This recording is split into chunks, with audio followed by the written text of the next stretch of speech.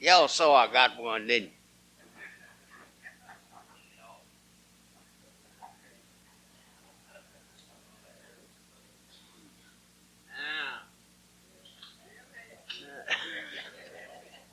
Did Penny say that?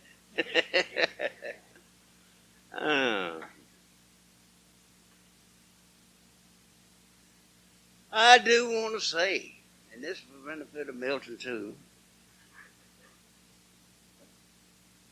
I did eat. And I did eat beans and turnip greens.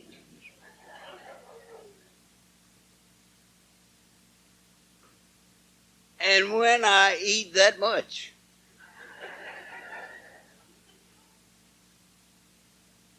I am prone to break wind.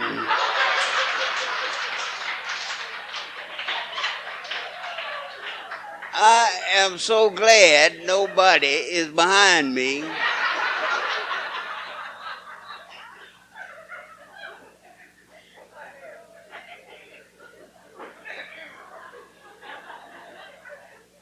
But I had that dream again, Joanne.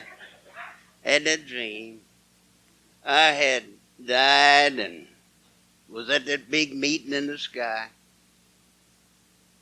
Bill Wilson got up to talk. Help me, Tony. Everybody started yelling, "We want Rudy."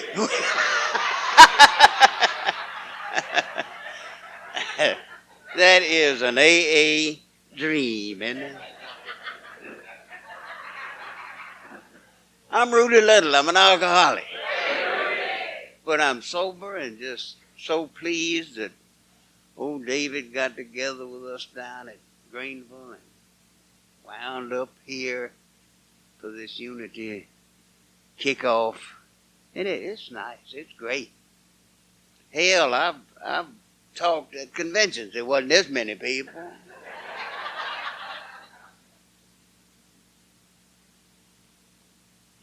But it's just a privilege, a real privilege. Ken folks from Tupelo. Y'all know Charles Little?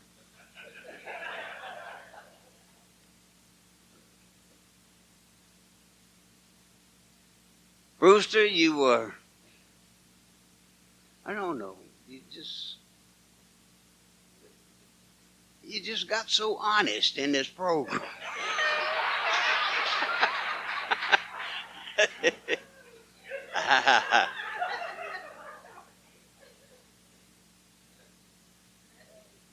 But that was a very good, touching to me introduction. It was just all right. Thank you, sir. Appreciate it. Those were some pretty good old days back then. Brewster didn't know it all then.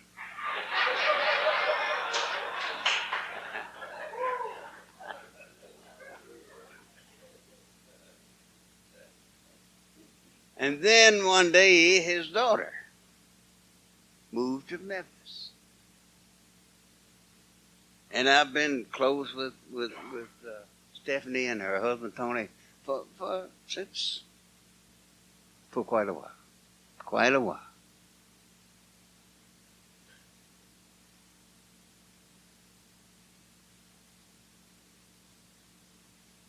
We hear it so often. I did say my name, didn't I? Okay, let me see what I've got. Okay, that's good enough. Mumbling. But that's all right, too. Then I would throw to mumble. Right.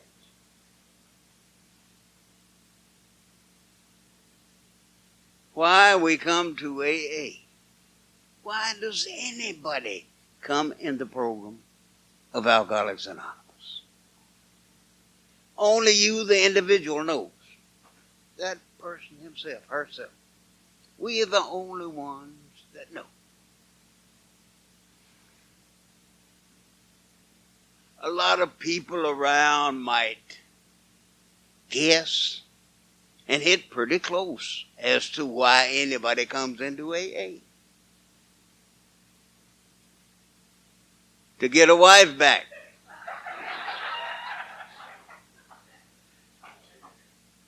To get a job.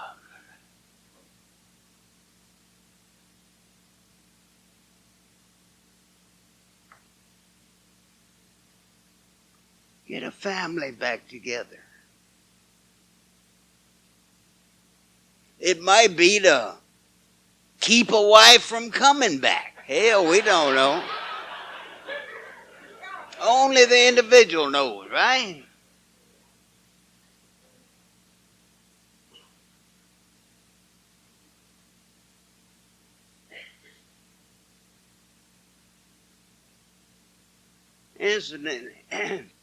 Incidentally, my friend Mike, he's been driving me.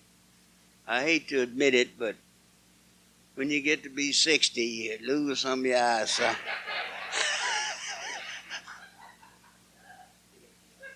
So back when I was 60, I started to lose my eyesight. I am 83, but Pratt's 86.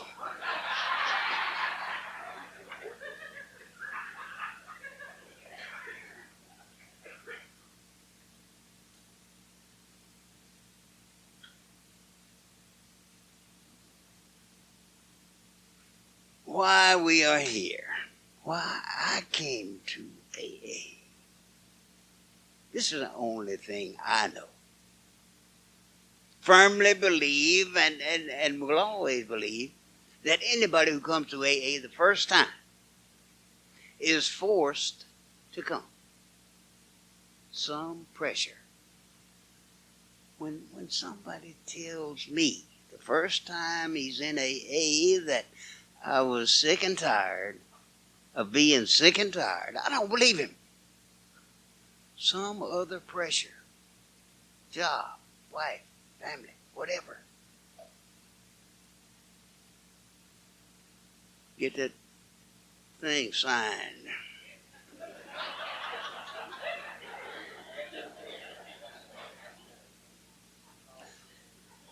But honestly, I'm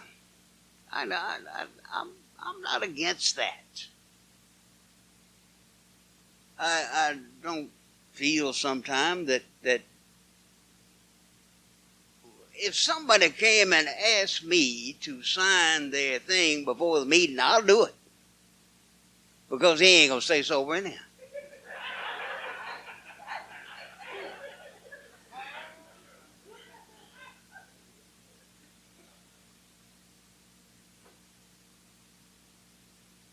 But then again, they also say, any way you can get them to AA, then it is the right way. I'm burping now, so y'all meet him.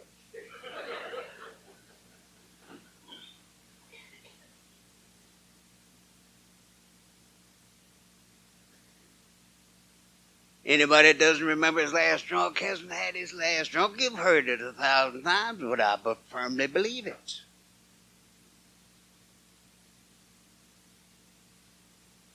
I tell about my last drunk a lot of times. Keeps it fresh in my mind. Don't want to forget the last drunk. So I remember that summer of 1959. Before Jim Spain got here.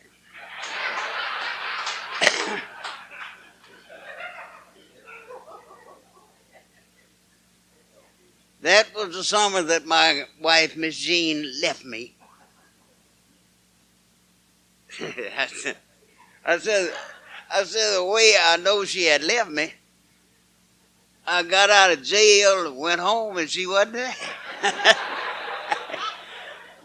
And she had taken practically everything. Left me a table, chair, a little portable TV. Took all the silverware. But I had an idea where she was, where she had to be, either with my people or her people back down in Louisiana where we came from. So I started calling, located her, immediately started that old alcoholic con, the promises, the lies, the tears, oh man, the things that had worked in the past. But this time she meant it. She wasn't coming back.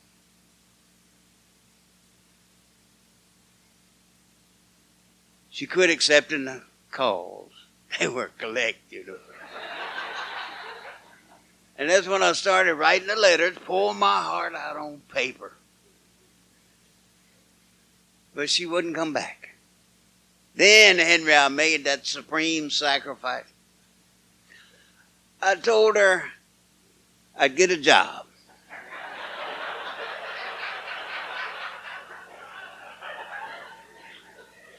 If she would come back.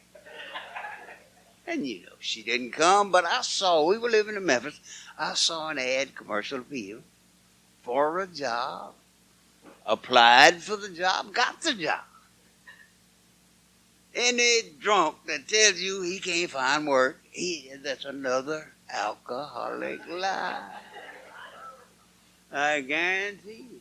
Because most employers like alcoholics because they give you more than a day's work in that day's work time.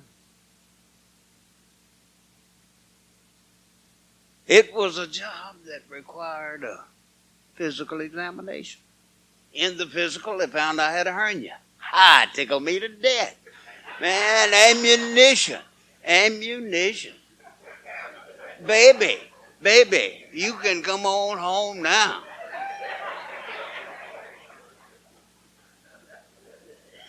I'm in a hospital. Gonna have major surgery. She didn't come. But she didn't come. Now, I remember that time in the hospital, I guess, as the loneliest period of my life. And I remember one particular day I was sitting up in my room. The door to my room was open.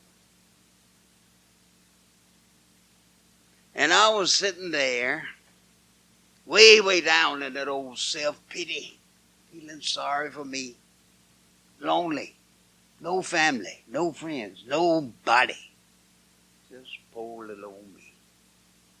So the man walking up down the hall, door open to my room, he'd walk past, look in, walk on by. Once when he looked in, I just spoke to him. He came into the room. Introduced himself, he sat down. I started then to unload, to tell this man all about me, all about my drinking, my jail time, my little hitch on that Louisiana chain gang.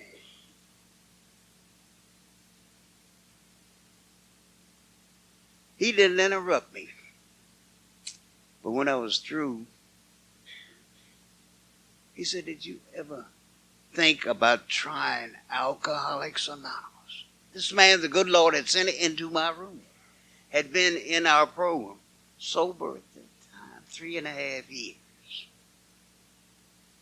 Oh, my sincerity forgotten. Immediately, could hardly wait to get the man out of the room. Write that letter, baby. You can come on home now. I'm going to get in Alcoholics Anonymous. Probably never have another drink long as I live. But she didn't come, so I got out and I worked. Made a payday. We had a little 6-year-old son. 5 or 6, somewhere along in there. And I went down, and they came back with me. Have you heard in this program, unless you come for yourself, you are more or less spinning your wheels, wasting the time of a lot of good people, wasting your own time. If you come, my God, nobody can get sober for me. I can't get sober for any. If our poor old mothers could have got sober for us, wouldn't we have made it one? Shit, before Bill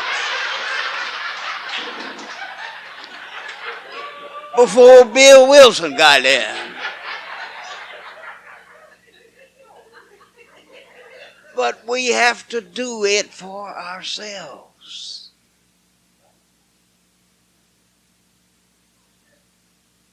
I never made the first meeting, John. After him telling me about AA in Memphis and in West Memphis, where he lived,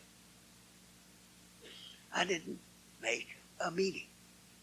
But I went down, and she and the boy came back with me. Had back what I wanted, you see. Had back what I wanted.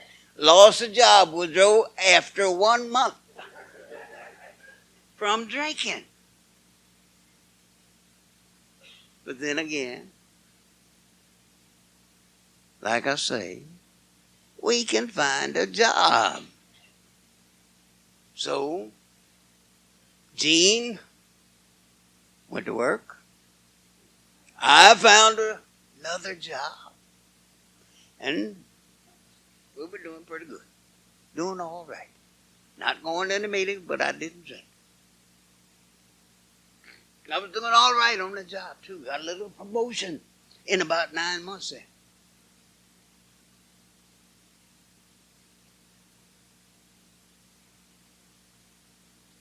And one day that old urge to drink hit. We drunks know what that is. Latter part of April of 1960. Just a week or so ago. 45 years ago. Incidentally, I just had my 45th birthday party over at my little group. I bet there wasn't 200 people there, was there?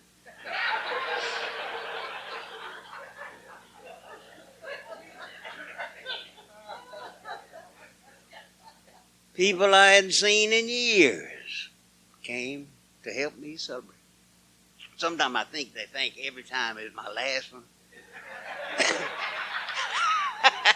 I had to have a car. So I went to see my friend in Middleton there. His name Wayne Rixey. And told him I had to have a car.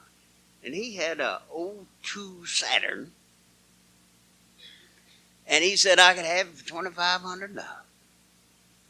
And I bought it. It's a good car. Ask Mike. He's driving.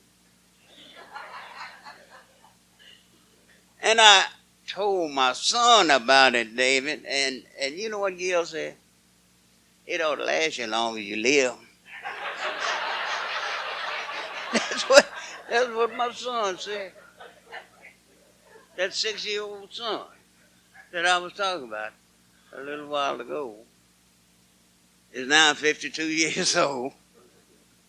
Been in AA 17 years sober.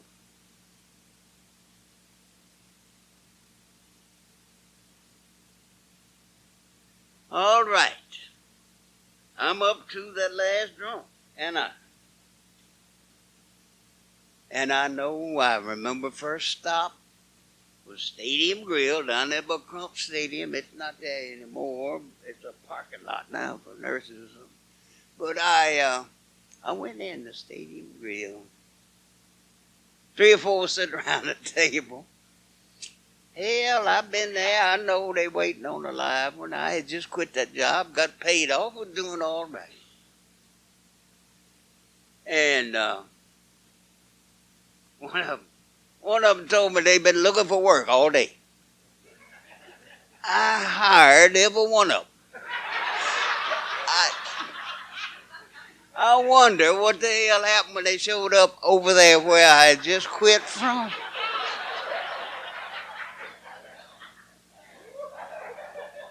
I'll never know. And so in the latter part of April, early May, I drank. And I drank to the point of getting sick and weak and hurting. And I didn't call Jean, Joanne.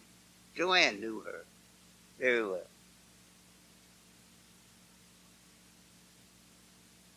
On the 3rd day of May, it locked up twice that day. Still had a few dollars. Cost $11 to get out, so I doubled back in about 2 hours. I got out of jail the second time. I decided I had better go home. So I got back in my bedroom, took off all my clothes, buck naked, boy. I crawled between those sheets, sick, weak, hurting. And here she come. Here she comes. She had my belt in her hand. Pulled that top sheet back, whipped my ass from one end to the other. I was too weak to fight back. Remember the man in the hospital room. I remember that man in the hospital. And I said, would you call AA? Jean said, no, you the one who wants to help. You make that call. Sounded like she had some Al-Anon before Al-Anon.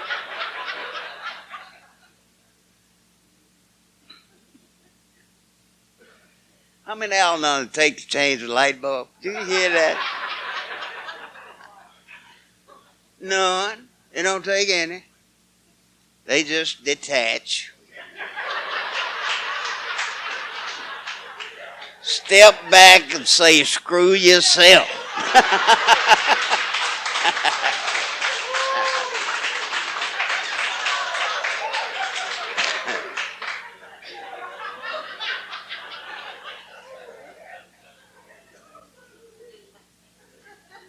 So I called. And there was a lady up there. Her name at that time was Pat Con. Started Grace House in Memphis. And she was on the desk for AA at that time. And somebody will be out in just a few minutes. And I waited 2 hours. And I called back. And Pat said, hell, it ain't been but 5 minutes since you come. Time passed so slow when you are, excuse me, when you want to make contact with somebody. But anyhow, maybe that'll stop it. Oh, okay.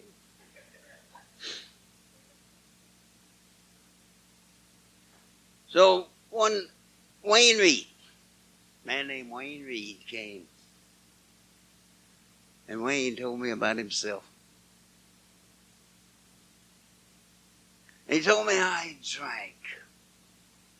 And how he hurt when he was coming off of the drug, like I felt right at that time. And I knew Wayne knew what he was talking about. But he said one thing that impressed me more than anything else. He said, I haven't had a drink in 4 months. 4 months and making a 12-step call. Almost unheard of. Because I did not make a 12-step call. I'd become a member of the White Haven group. And I did not make a 12-step call until 10 months. And didn't know a damn thing then. Went on a 12-step call after 10 months without a thing in the world to give the man. What the book tells us, you can't give away something you don't. But that's the way I went. Then it also says somewhere in your teachings or learnings that whenever the student's ready, or whenever something's ready, the teacher will be there. Ain't that right? And so it was right. Wayne was right for me. He was not a forceful sponsor. At that time in my life, I needed somebody to tell me everything to do.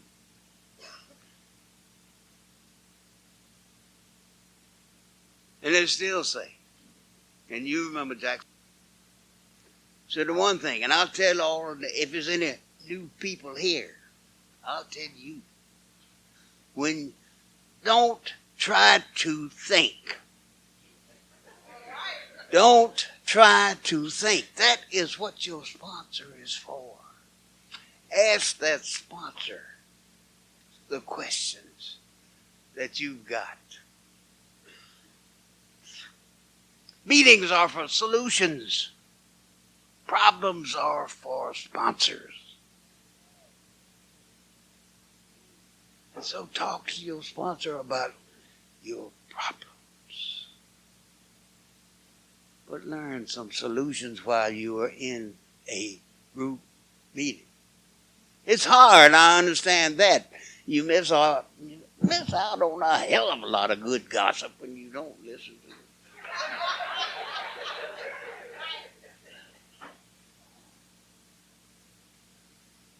Awfully good stuff. Ha! Kid you, it'd ruin you. I didn't have a car, I didn't have a job. Jean stayed. This time she stayed. So Wayne and his wife, little Tilly, they would come by and pick me and Jean up. And we, in the city of Memphis at that time, there were 7 groups. What they got now? 200? I don't know. Probably. How many meetings you tell me they have every day in the city? 485 a week. Divide that by 7 and you got the dailies. I can't do it. I don't have that thing to point. But 7 groups for me. That was enough. I could make a meeting every day. And I made a meeting every day because Wayne liked to go to meetings. Wayne loved conventions. He and Franklin loved conventions and broke me in doing the same thing. And I still. And I make all that I can afford. I used to could afford more, but right now, that's neither here nor there. It's something else.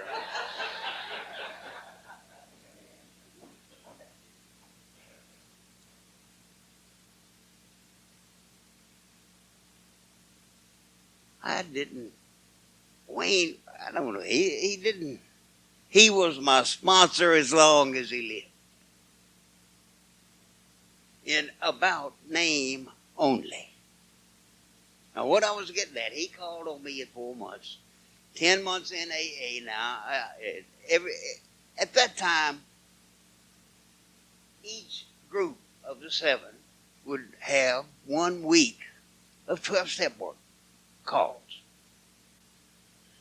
Whitehaven group, I was, after 10 months, it was ours. Put my name down for the first time. Like I said, didn't have anything in the world to give anybody, but I got a call.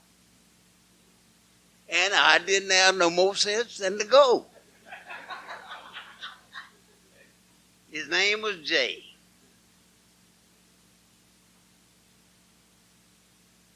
Cocky, smart-alecky, half-drunk.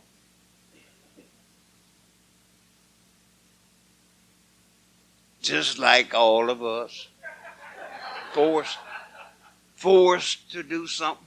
about his problem. The boy wasn't but 51 years old. And his mother was going to kick him out if he didn't say it. That's fact.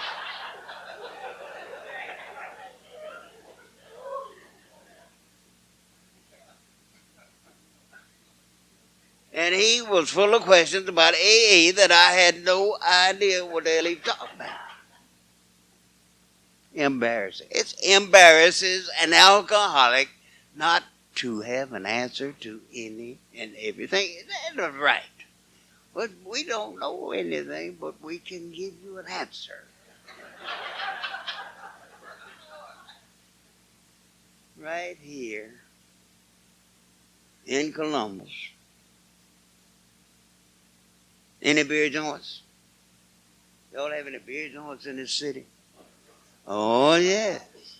And I promise you, you go in there and you will hear the world's problems solved right in that beer joint. And I promise you something else, John Hudson. You won't see any common laborers in that beer joint. Foreman, superintendent, own the company. We don't. We lie. We lie about things like that, such as work. That's what I liked about AA when I came in. Nobody had those embarrassing questions like, "Where's your wife? Where's your family?" Or, how come you ain't working? And where do you work? Seem like the lower people get before coming in here, the better they are accepted in AA. And I guess that's why they latched onto me so good. And so I was embarrassed, but I knew a man. I knew a man who was successful in this program. His name was Bert, and I went to see Bert. One question: how can I get what you seem to have? And he said, y'all knew him. Y'all knew Bert Davis. He'd tell you. And he said, you say you in AA and you don't even know what the hell it is. But he said, this program is composed of 12 steps. My book says, take them. Take them. Here are the steps we took to the best of your mental ability. Now that helped an awful lot when he said that.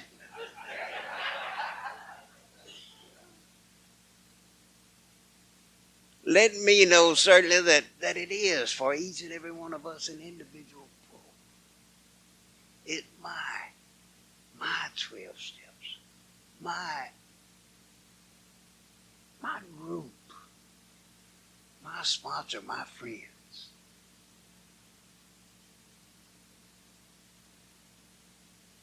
I guess I stayed dry on the fellowship in the beginning.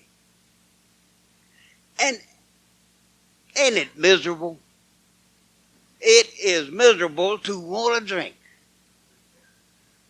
And here's some newfound friends that I feel maybe not thinking about me, but I might let them down if I should take a drink.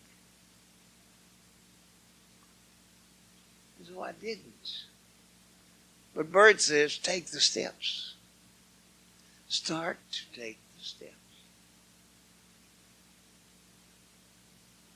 I had learned a little bit, I guess. I liked that part about where they said I was sick, had a disease. I liked that. I had been called by some well-meaning people. Y'all probably know most of them are their friends. And you can remember about how many adjectives they could put in front of it before they got too son of a bitch.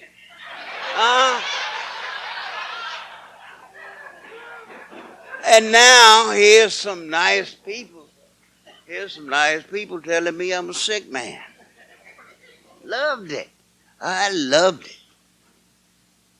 But in looking, in the doctor's opinion, in hearing what Dr. Silkworth described our disease as a mental obsession, a physical compulsion, I said, hell, that has been with me since the offset, since I took the first drink. I went straight into the disease. Some people have maybe some fun times before they get in jail. I get in jail or either locked up or hurt real bad. And now I find out there's a lot of other people with this same disease that I've got. They found a way out. Admitted I was powerless over alcohol. All I had to do to admit that I was powerless over alcohol.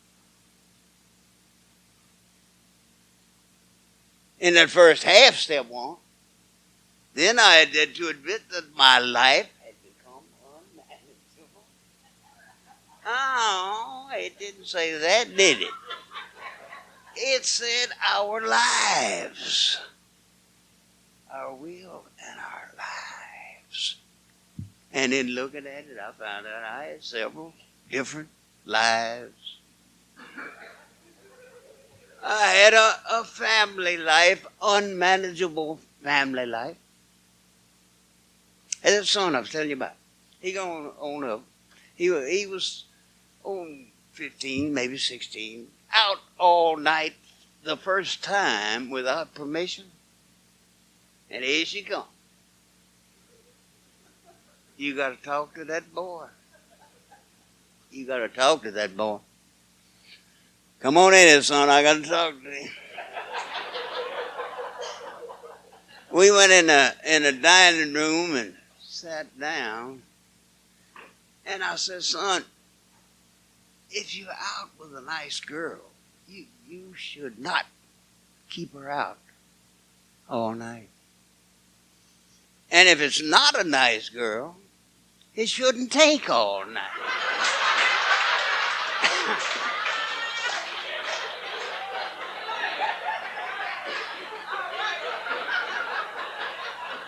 That's all I could think. I'll never forget that look that came over his face. That look of relief. You know, expected to be chastised severely. But I guess got some pretty good advice. I don't know. He turned out all right. He turned out all right. He's a chiropractor now. Dude, like I said a while ago, he's 52 years old.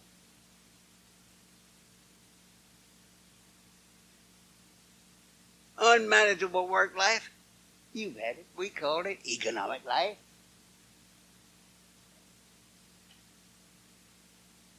Never lost a job. Probably any of us. Through any other thing than drinking. Every job I ever had and lost was from drinking.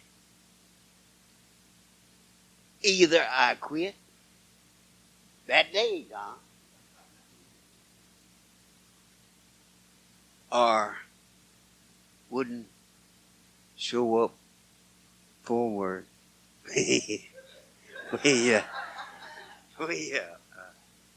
I don't know how to put it. We drunks don't like for work to interfere with our drinking. Something like that.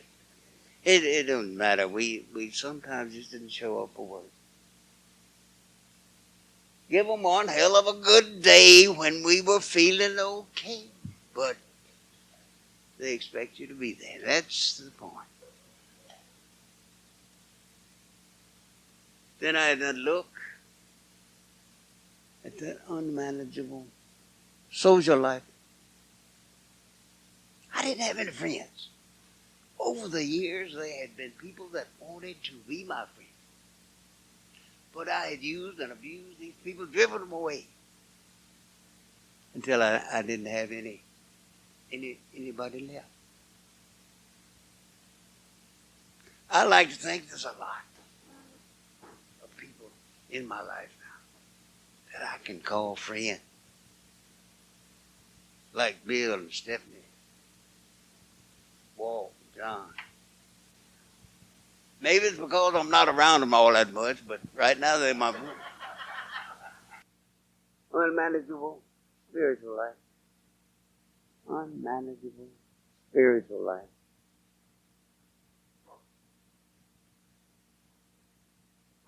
I've been up here that long. I ain't even through the first step. Y'all in for it tonight.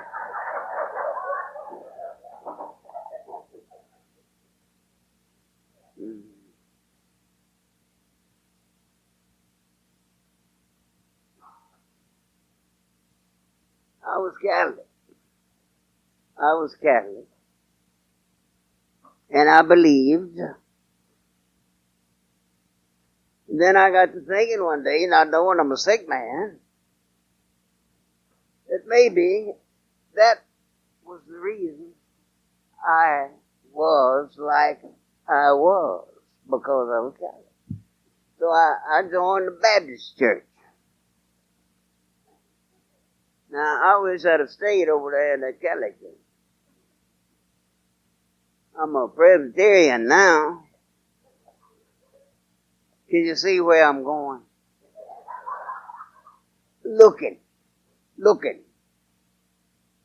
for that higher power that the book says, feel, understands me, feel like I understand that higher power.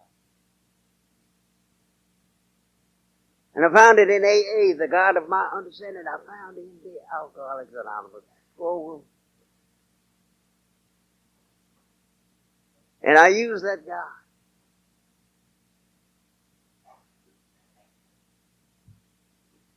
For years there at Harbor House, at Serenity House, we had a lot of people of the cloth. A lot of preachers, priests, who came for treatment.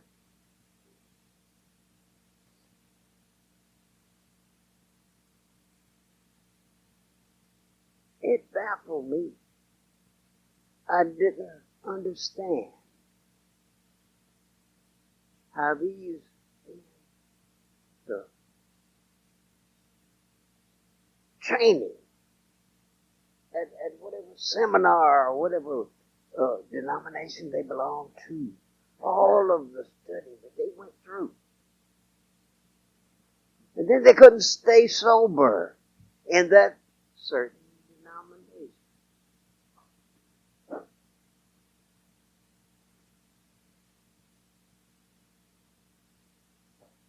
And I was thinking about it. There I'll go again about thinking. Now maybe I thought I was thinking too young. But I was thinking, these people, with in their denomination, they have a certain belief. Now in that belief, they have to have faith in their belief to grow. That's what we try to get across in AA. And it just, you remember if any of you ever wound up on Skid Row? You ever wake up, you and your buddy and you scrounge around in that old flop house room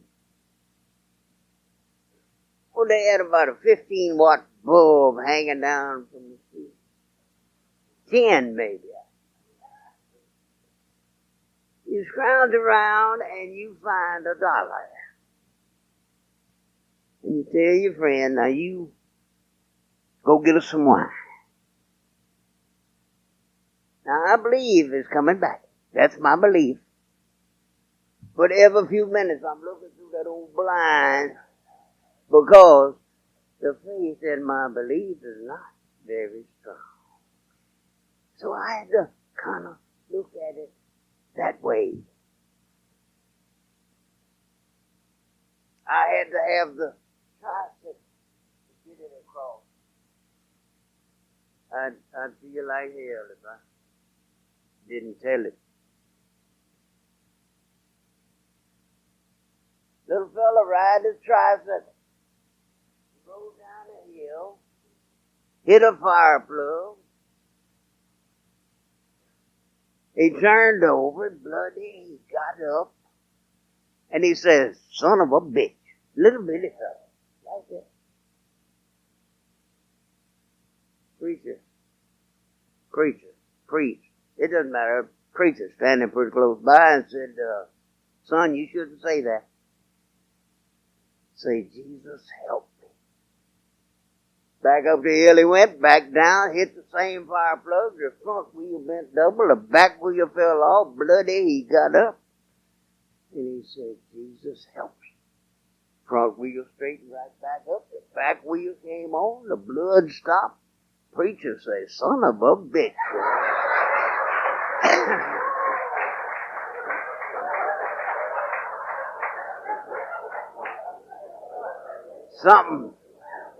Something we see in AA every day. A miracle. A miracle.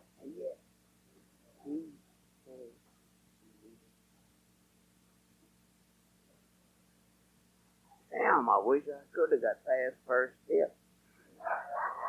But I didn't.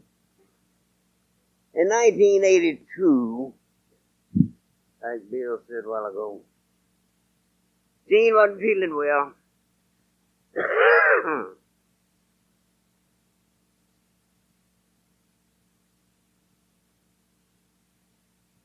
I've seen them professional speakers do that.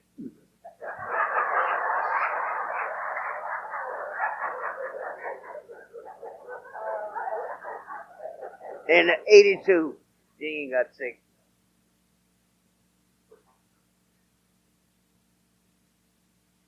Found cancer of the colon. Had the colostomy. They assured us that they got it all. But in 3 years, 85, came back. Inoperable. And that's the time Bill was talking about. I quit work. And I stayed with Jesus. And I think I did everything in my power to make her comfortable.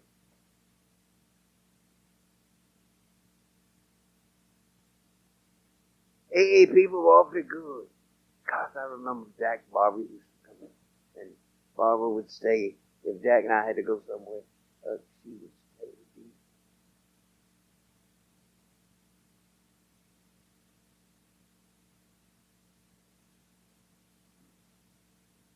And she lived 2 more years. In September of 87, Jane died. And I don't know, maybe I got this thought.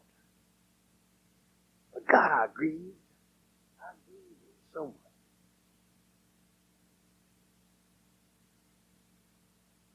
Maybe Joanne to the point of questioning why. But I was thinking about it one day. That if I question why, then I am doubting my God's wisdom.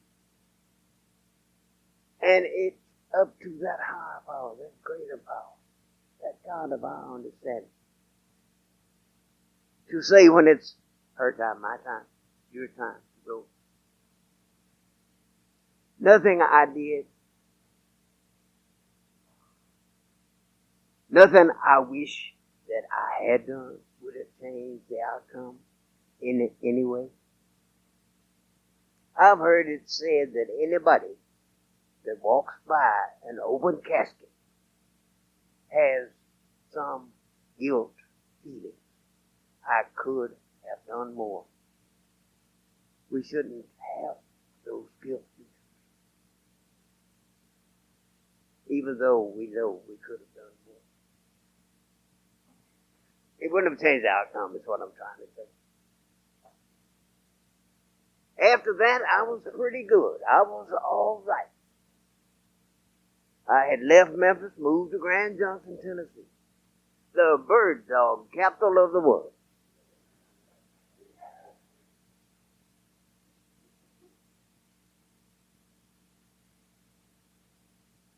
Send up them little silent prayers, maybe, just maybe, there's somebody out there, a companion for me. So I went over to Bolivar, Tennessee, to an AA meeting. And I sat down and I looked across the table, and that pretty little old thing smiling back at me, and I said, look at him. You ain't gonna be that good to me, ain't you?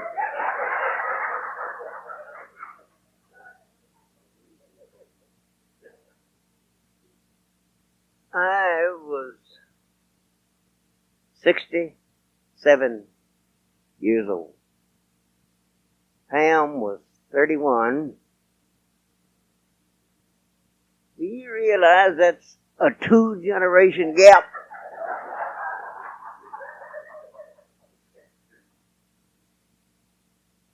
And we were married. There was a daughter, and her name is Patricia G. She's 14 years old now.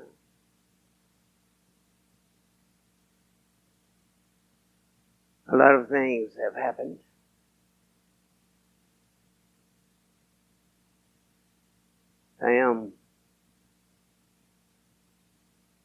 I checked the bank account one day and there wasn't nothing there.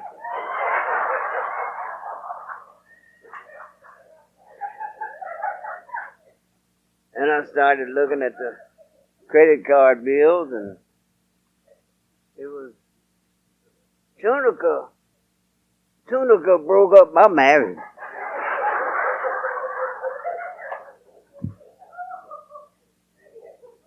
But right now I'm in the process of divorce. I know things will eventually work out. But I've had a pretty tough year and a half.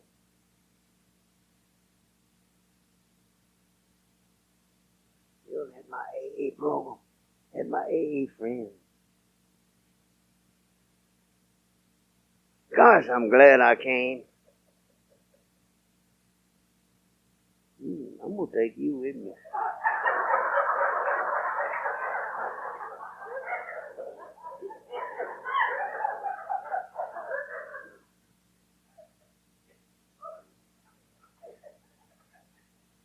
I've never seen God, but I know how I feel. It's people like you who make him so real. My God is no stranger. He's friendly and gay. And he doesn't ask me to weep when I pray. It seems that I pass him often each day in the faces of people I meet on the way. He's the stars in the heavens, a smile on some face, a leaf on a tree, a rose in a vase. He's winter, autumn, summer, and spring. In short, God is every real and wonderful thing. I wish I might meet him much more than I do. And I would if there were more people like you. Thank you so much.